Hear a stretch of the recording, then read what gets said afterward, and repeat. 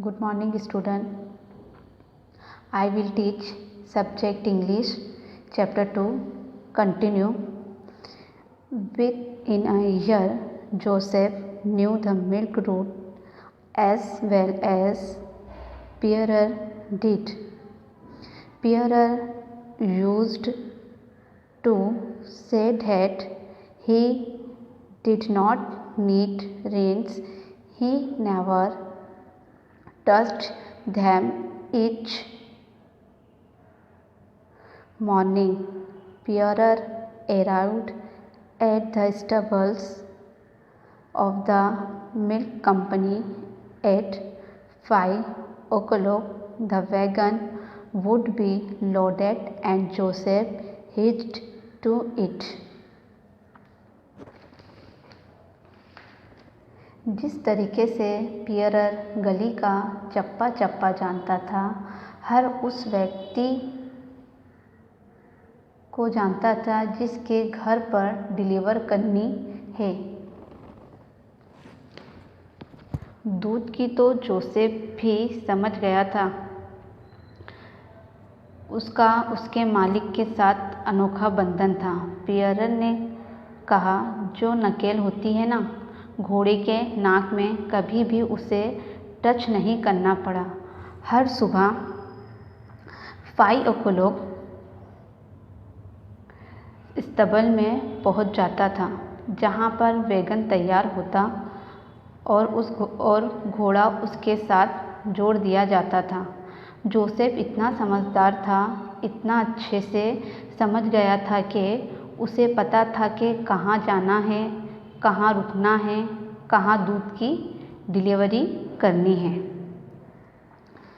Pierre would call softly to Joseph, "Go on, my friend," and these splendid combinations would stalk proudly down the street. Pierre Joseph से इस तरीके से बात करता था जैसे दोनों बहुत अच्छे दोस्त हों।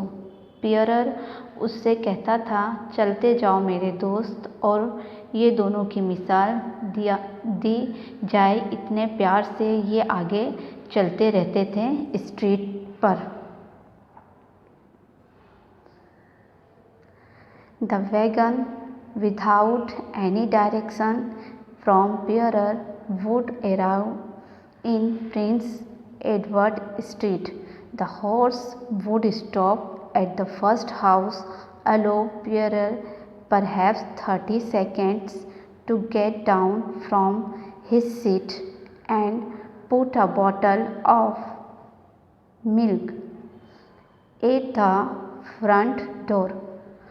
Again the horse would go on, skipping to house and stopping at the third. So down the length of the street the two would go. Then Joseph would turn around and come back along the other side of the street. Yes, Joseph was really a smart horse. और इस wagon घोड़ा गाड़ी को किसी directions की ज़रूरत नहीं होती थी, और कहाँ रुकना है, कहाँ से चलना है, कहाँ धीरे चलना है, इतनी गहरी दोस्ती थी इन दोनों की कि ये दोनों एक दूसरे के मन की बात को समझ जाते थे। तो पहले घर पर रुकना होता था, 30 सेकेंड चाहिए होते थे पियरर को उतरने के लिए सीट पे से। फिर वो उतरेगा, फिर वो चढ़ेगा, फिर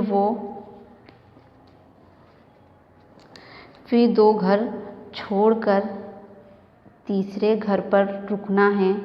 तो ये सब जोसेफ समझ गया था। पियरर की बात बहुत तारीफ करता था। उसे पता चल गया कि जोसेफ बहुत स्मार्ट घोड़ा है।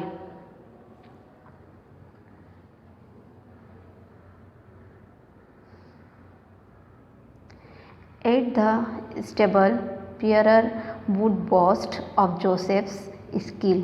I never touched the reins. He knows just where to stop. Why a blind man could do my job with Joseph pulling the wagon. जब वो वापस लौटते थे, पियरर हमेशा तारीफ के पुल बांधता था जोसेफ के कि कभी भी मुझे उसकी रस्सी नहीं खींचनी पड़ती। वो कहाँ रुकना होता है वहाँ रुक जाता है। मेरा जॉब तो कोई भी ब्लाइंड मैन भी कर सकता है। So it went on for years. Pierre and Joseph grew old together, but gradually, not suddenly. Pierre's volutes moustache was pure white now, and Joseph did not lift his knees so high. Jacques the foreman of the stables never noticed that they were getting old until Pierre appeared one day carrying a big walking stick. और इस तरीके से सालों साल दोनों की दोस्ती चलती रही। दोनों बूढ़े होने लगे। पियरर के जो बड़ी बड़ी मूछें थी वो अब वाइट हो चुकी थी और जो जोसेफ था उसके पैर भी ज़्यादा ऊपर नहीं उठते थे। इसका मतलब दोनों बूढ़े हो रहे हैं। जो जैकेस कौन है? जैकेस जो स्टबल का पूरा ध्यान रखता है, इंचार्ज है। जैकेस ने भी कभी नोटिस नहीं किया कि वो दोनों बूढ़े हो रहे हैं। बस एक दिन नोटिस किया जब पियरर स्टिक लेके वॉकिंग कर रहा था।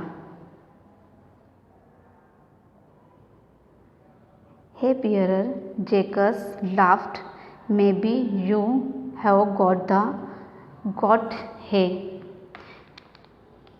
पियरर से कहा कि हंसकर जैकेस ने कि तुम अब बूढ़े हो रहे हो। Yes Jacques, replied Pierre uncertainly, but as one grows all legs get tired. हाँ भाई हाँ जैकस, अब जैसे जैसे इंसान बूढ़ा हो रहा है वैसे वैसे उसके पैर भी थकने लगते हैं। You should teach the horse to place the milk bottles at the front door of your customers, Jacques said to him. He does everything less for you. Jacques ने कहा, पियरस तुम अपने घोड़े को ये भी सिखा दो कि कस्टमर के घर किस तरीके से पोर्टल रखते हैं। तुम यही तो करते हो, बाकी सारा काम तुम्हारा घोड़ा तो कर ही लेता है। One morning, the manager of the milk company came to inspect the early morning deliveries, pointing out to Pierre. Jacques said to him, watch how he talks to that horse whom he calls Joseph. See the look in the horse's eyes. I think these two share a secret. Sometimes they seem to chuckle at us as they go off on their route in the morning. Pierre is a good man, but he getting old. Don't you think he should be retired and given a small pension? एक बार milk company का जो manager था वो सुबह आया inspect के लिए कि टाइम से मिल्क डिलीवरीज होती है कि नहीं। तो जैकस ने कहा, देखो वहाँ पर वो घोड़ा, वो वो आदमी पियरर वो दोनों एक दूसरे के आँख में देखकर क्या बातें कर रहे हैं। देखो वो दोनों एक दूसरे की आँखों में ऐसे देखते हैं कि दोनों की आँखों में सीक्रेट है। देखते हैं कि और कभी कभी तो लगता है कि इन दोनों के बीच सीक्रेट है और हम पर हंस रहे हैं। जैसे ही वो दोनों चले गए वहाँ से अपनी अपनी डिलीवरी करने के लिए, अपनी रूट पर मैनेजर और जेकस के बीच बात हो रही थी कि पियर्स बूढ़ा हो चुका है, अब उसे रिटायर्ड कर देना चाहिए थोड़ी सी पेंशन देकर। अब काम करना उसके बस की बात नहीं है। Of course said the manager, he has been on this route now for 30 years and not even once has there been a complaint against him. Tell him it is time he should rest. His salary will go on just the same. But Pierre refused to retire. He could not bear the thought of not driving his Joseph every day. He said to Jacques, "We are two old men, Joseph and I. Let us wear out together. When Joseph is ready to retire, then I too will live." Of course manager ने कहा, सही बात है। जो manager था उन्होंने कहा, हाँ भाई, इस रूट पर 30 साल हो गए हैं, अभी तक कोई कंप्लेंट नहीं आई है। उसे तुम कह दो कि वो अब आराम करे, उसकी सैलरी टाइम से देते रहेंगे। लेकिन जो पियरर था उसने मना कर दिया। वो सोच भी नहीं सकता था कि वो अपने जोसेफ को किस वक्त ड्राइव ना करे। तो उसने कहा कि हम दोनों बूढ़े हो चुके हैं और हमें साथ में रहने दो।